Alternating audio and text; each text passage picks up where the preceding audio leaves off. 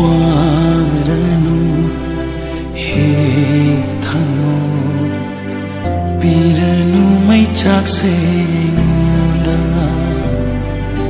karino lo gadava aigi firep sina honji tabidava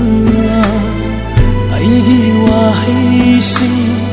haire roya mugangonda oire aroi badong sidi mikup sigi da magla sagat luba ai khoya nigi numsi da maglas mikup sigi da magla sagat luba ai khoya nigi numsi da maglas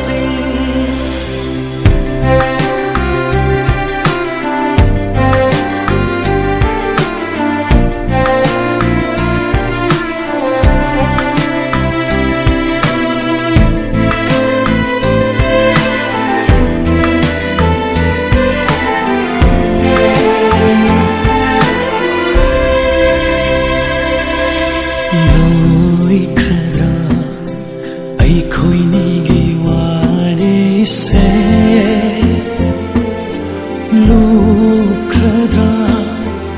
iron shida amuk uba fandana uningna ngai jarak pasadam do gai viramne mache tana mafam khandana chai khare lepna tek khare saugat lam kho muktan maram dudi khan kho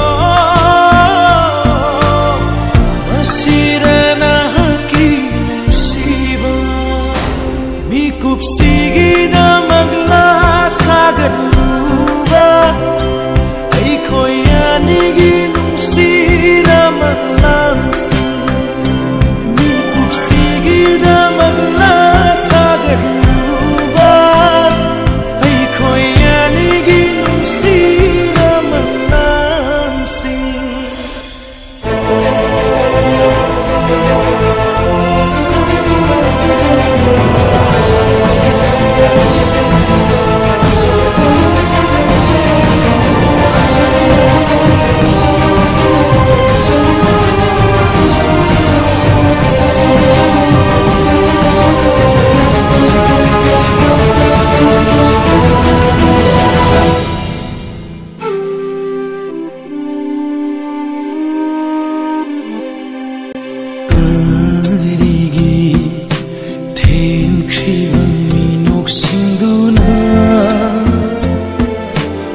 manglanduna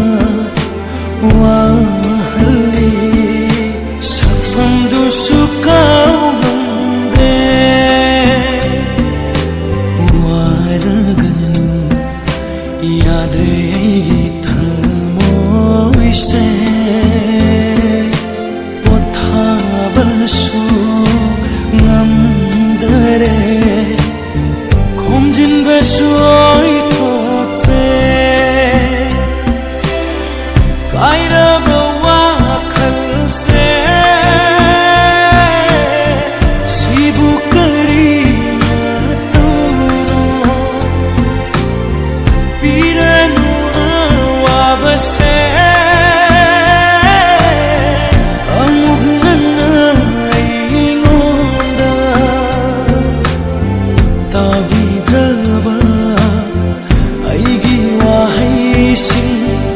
haire